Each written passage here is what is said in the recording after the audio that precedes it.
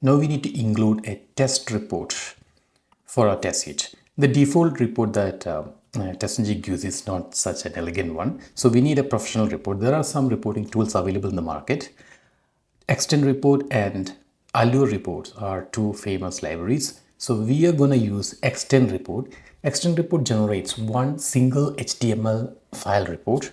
So the advantage here is that you will be able to share it maybe through an email to somebody, and it's a very simple thing, and you'll be able to integrate the extend report with minimum effort. So let us see how we can integrate extend report with this.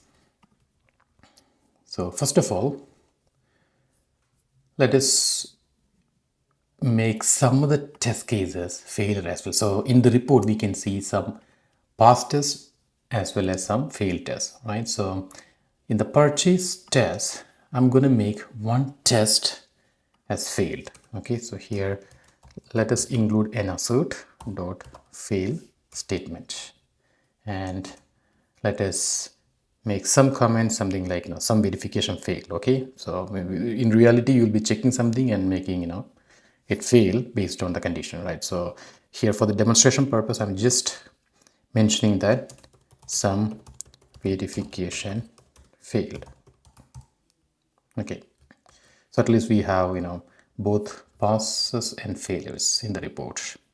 So let me just run it and check it out, so that, yeah, now we have some passes and failures, right? So one is failed. Now let's integrate extend report. Let's go to form.xml and let us add the required dependencies for that. So let's Google and find out a dependency. So let's see, let's search for extend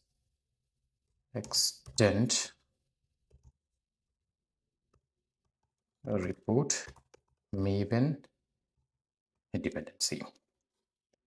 Okay, and let's fetch the latest dependency for this one, and let's include it in form.xml. So we got this dependency. So this extend report is a library. We need to integrate this library with TestNG. Okay, for that we have to do some coding.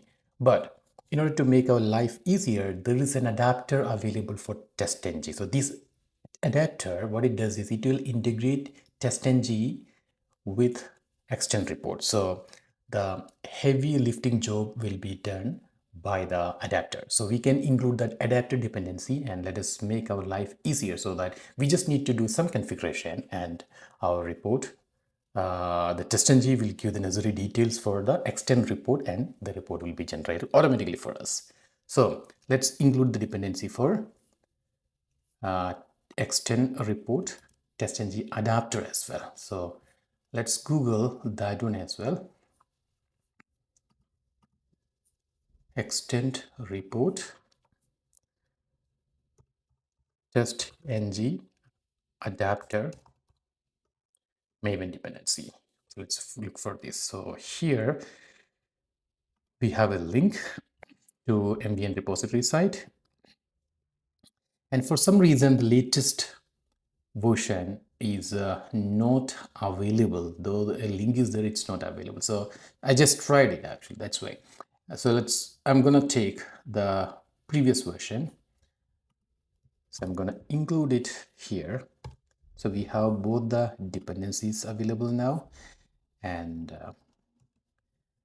now the next thing what I have to do is I have to include a listener. So I'm going to go to test base, and here I'm going to add a listener for this. So there's a line that I have to add listeners, and here I have to include one listener. Okay, so the listener name is extend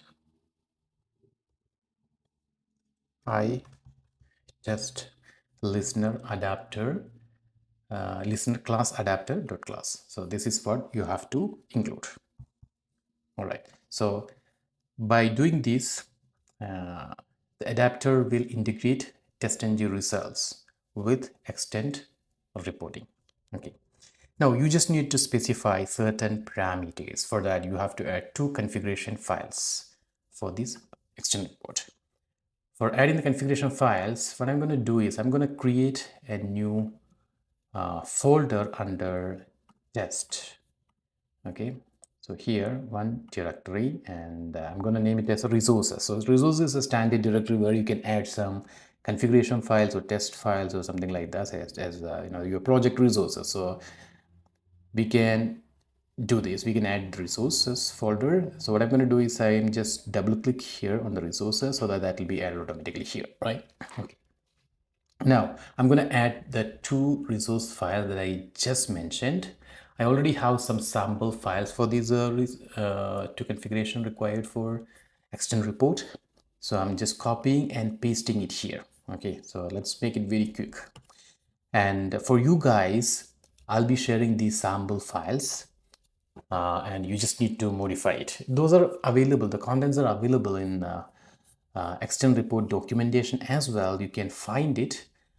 Just Google it, like, you know, extent report documentation. They give all these details there. Extend report TestNG adapter. Okay, TestNG adapter documentation. So let's go here, and it has got all these details available. Okay, so it gives you the listeners and how you have to include it, and the various files and all. I mean, the attributes that you have to mention. Also, all these things are available there, but you have to go through all these things, and you know, you have to manage it yourself. But other than, I mean, rather than spending time over there, what we can do is, like, you know, I already have, you know, the sample files, and we'll be reusing it along with this exercise. So extend.properties, let us take a quick look at this. So here there are different types of extend reporting available. So what we are using is Spark. Okay, there are some other type of reporting as well. Some of the reports are, you know, license reports, and you have to pay to get a license for that. But the Spark type of reporting is free along with extend reporting. So where are you going to use Spark? Okay, the free reporting. So let's set this as true, and there's a configuration file that we need to supply for this. Okay, so that is about, you know, the look and feel of, you know, the reporting, you know, the theme and all, right? So we have to supply the name of this configuration file. It's an XML file. I already have that XML file added here. This is extend config.xml. So you have to specify the path of this here. So this path is already correct. So if you have it in some other path, what you have to do is you have to right click and copy path reference, and you have to take the path from the content root.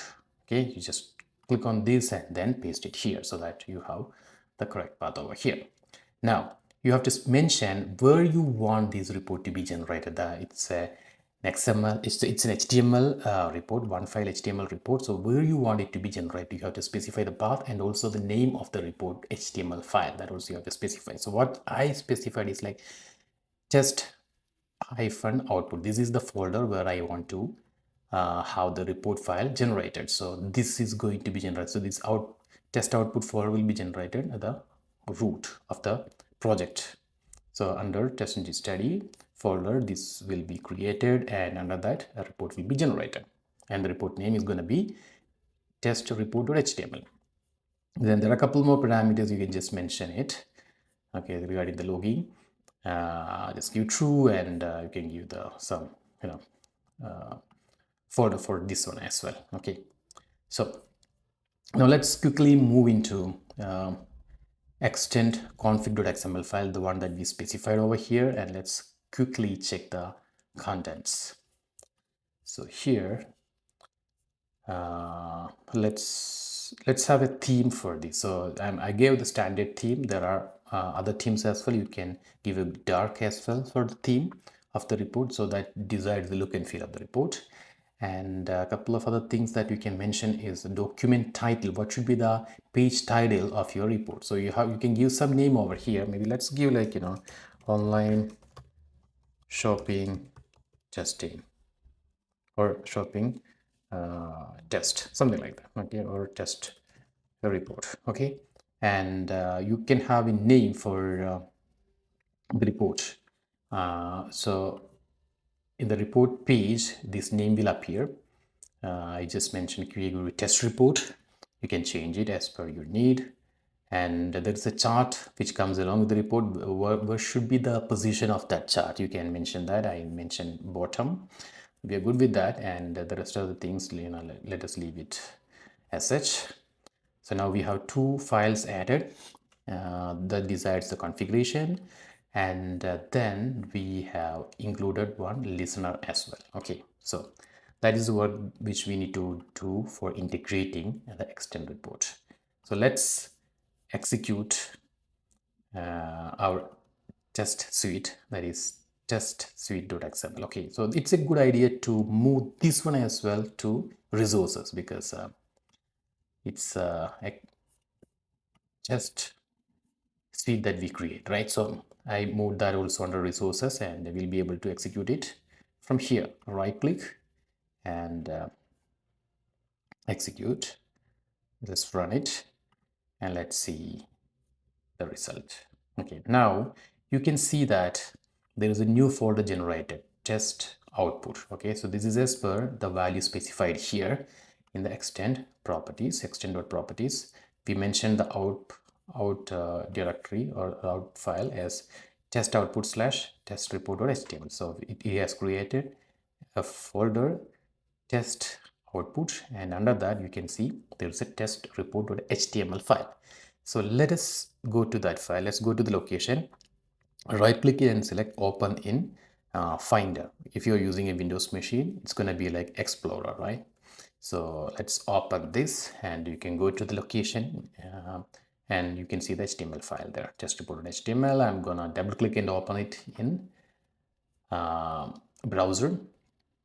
So here you can see the report. Okay, so how it is arranged is based on the classes. So you have two classes available, and we include our tests under these classes, right? So for the purchase test, let's see that we have all those test cases available for these, and the status is also available here. So remember, we organize the test as two different test groups, right? For this test group, we had two classes, right? So we mentioned that it's for the browser, Chrome, for example, right? So for the Chrome browser, you have all the tests executed, right? So we have the purchase test executed for Chrome browser as well as the Edge browser. Okay, so since it is organized as per the classes, we get all the test cases executed for purchase tests under this. So first of all, these purchase tests, there are three test cases. All of them are executed for Chrome. Okay, that is shown here, and these are again executed for Edge, right?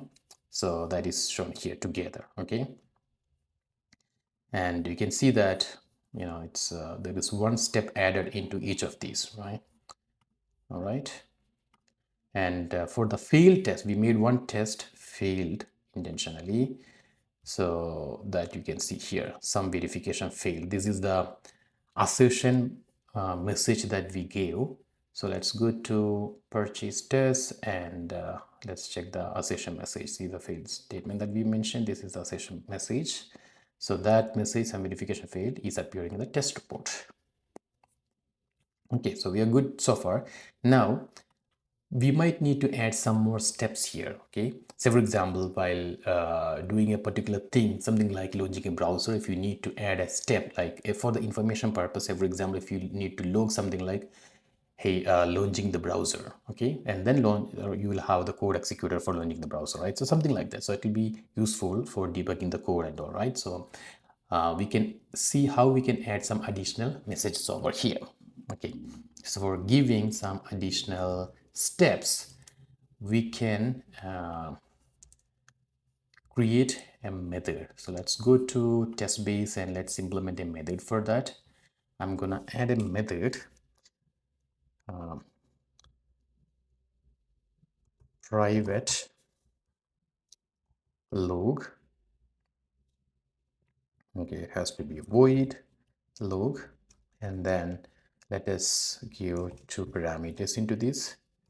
Status. So status is an object from extent report library, and then I'm going to give one more parameter, string message, the message to be logged.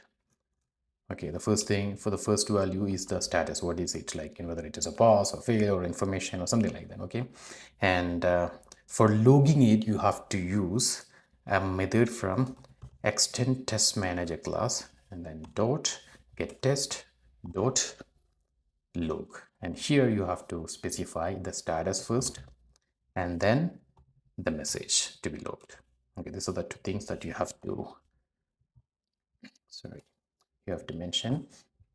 So instead of invoking these method, since it's a bit lengthy, I added this symbol method log and just pass the same parameters here, right? So it'll be easier for us to mention this log method in all the test methods, all the test classes. So let's go to some test class, maybe purchase test, and let us include a step and let us see how it works. So what I'm gonna do is I'm gonna mention something like log. Okay, so it's from the super class, right? So maybe you can mention super dot log. Why is it not coming? So let me go back and check it out. Let's go to test base. Okay, I made it private. It has to be protected, right? Protected. And then let us go to here, purchase test, and let us write super dot log. Okay, and then here I'm gonna write something like launching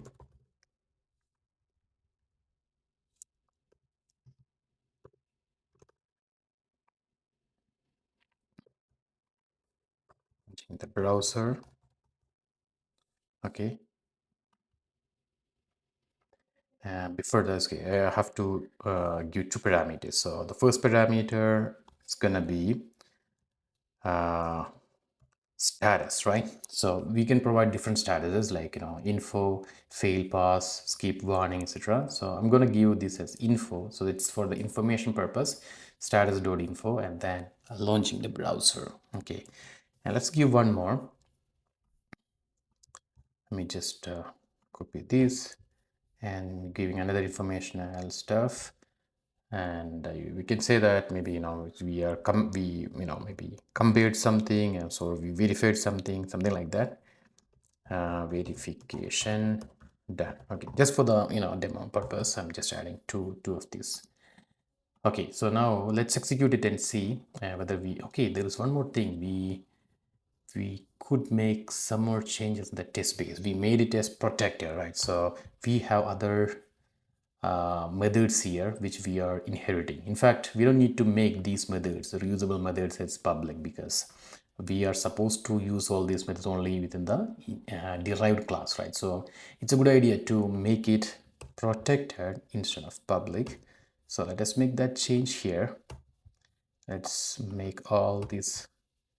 change all these public methods into protected. Okay, great. So now we are able to access all of this from the child classes. Okay, perfect. Now let's execute it and see what is there in the report. Let's go to the HTML file. Let us refresh it from the browser and let us go to here under purchase. Let's take purchase test 1, and here you can see two more steps added. Okay, so the status is info. Those are for information purpose. So launching the browser and verification done. So these are the two steps that we added. So in any of these tests, likewise, we'll be able to add these kind of steps. So that's one thing. And you might have noticed that the println statement So this one, purchase test one, this is not appearing here. So if you want to add some step into the test report, you have to include it with the log statement. Okay, you have to log it with the proper parameters. Okay, so whatever that you're giving in println statement, that will appear only in the console but not in the test report. Now you might be wondering, like, so we have so many tests. Some of the tests are executed in one browser, Chrome. Another is executed maybe in some other browser like Edge, right, as part of cross browser. But how do we know which one is executed in which browser? So it's a good idea to pass the browser name and log it here, right? So to mention which browser it is, so that it will be easier for us to understand in case of any defects. It will be easier for us to understand which is the corresponding browser. So we're gonna log the browser name here. So let's make some changes in the code. Let's go to test base, and we have to include the browser. Okay, then we have to log the browser. So for that, we can, one thing that we have to do is we need to have a variable here, a member variable here, to store the browser value. But because we are taking the browser name through this parameter browser, and we are taking it through, I think, before suite, right? We were taking it through before test. This is where we accept the value, and we are not keeping it anywhere, so we will be losing it because it's just a local variable. So what we can do is let's keep it somewhere here. So let us declare a new member variable. Let's make it protected so that it will be available in the derived classes as well, protected. And let's declare a string variable, and let's name it as browser. All right, now we need to assign the value that we receive into this. Okay, but now we may have to make one more change, because we were accepting the browser through before test. But if we accept it through before test, there is a problem, because we have multiple classes here, right? So purchase test and inventory tests. Okay, so this variable browser. Okay, so this is going to be inherited to these classes. So when an object is created, there is gonna be one member variable browser for purchase test, and another member variable for inventory test as well, right? Because this is a instance variable or a member variable. So now if this is initialized through at the right before test, what happens? It will be initialized only once, right? Because this, we are passing it only once for all of these classes, and we are initializing it before test. That means before all of these classes, right? Only once. So it may be available for this class, for the first class purchase test, but after another instance variable is created for inventory test, we are not initializing it, you know what I mean? So it will not be available for this. So it is a good idea to move the receiving portion of this variable in initializing this to our browser member variable as part of the before class, so that it will be stored. This value will be stored for each of the class member, class object member variables, right? So I'm gonna make that change now. What I'm gonna do is I'm gonna move this parameter browser from before test to before class. So let's move it here, and instead of before test, let us move this one to before class. And so now let us remove this from here. Okay, because we are receiving it in the before class. Okay, and let us just print it here so that we can ensure that it's available, right, in the browser. And what we have to do is, after receiving it, we have to store the value. We have to store the value into the browser, okay, here in this member variable. So this dot browser equals browser, so that we can retain the value. Okay, so we have it here. Now we have the browser value, and maybe it's a good idea to run it because we made some changes, and let's see that everything is fine.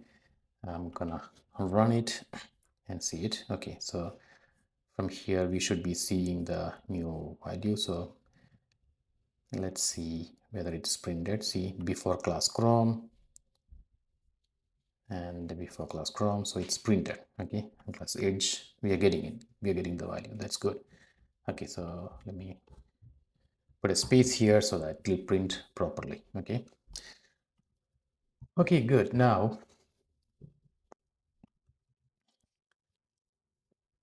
we move the receiving portion of the browser name into before class. The next thing is like to print the browser, right, as part of each of the test. For that, since we have to do the logging for each of the test, let us have a common method here. So I'm gonna create another common method, protected void and log browser. So this is gonna log the browser name, right? And here let's print the let's log the browser name. So once again here, or we can reuse this log method, log, and status.info, and then what we're going to do is the current browser name. Okay, so I'm gonna write launching the browser, and then let's give the browser name, this dot browser, right? So the browser name will be printed here, and let's go to the test, and let's have this one liner for the launching part. Okay, so instead of this, maybe we can get rid of this, and we can use log our method log. No, it's log browser. Yeah, this is the method we just declared. Okay, so that's it. So it should be logging the browser name, something like this, right? So log status.info, then launching the browser, right? So the common method will be reused. So let's copy and paste this to all of the test methods so that it is easy for us. And the inventory as well, let us paste this method, and let's go and check the test report after running it. Now we have included the browser, logging the browser information. Let's execute the test once again, and let's go to our test report and refresh it to the browser, and let's see if we have the value there. Okay, so now in the first test case, we are seeing launching the browser Chrome. The second one is also in Chrome. The third one is also in Chrome. Let's go to the fourth one. It's in Edge, and the next one is in Edge, and the other one is also in Edge. And let's go to the second class and let's see what is happening here. Okay, the first one was test was done in Chrome, second was in Chrome, third in Chrome, and the next iteration is in Edge. This one is in Edge, and this one is also in Edge. Okay, so now we know which test is executed in which browser clearly. Okay, so we implemented the cross-browser testing. We also implemented the parameterization. We integrated the external report. So we have the base minimum, things available for our test sheet. So try it out, and the additional property files, the configuration files, extend.properties and extend config.xml. So I have added these two files here. So the sample ones, I'll share this location with you guys. Those will be available in the video description, so you can get the location and you can take the sample files, you can copy them and paste it in your project, and you'll be able to work on that. Okay,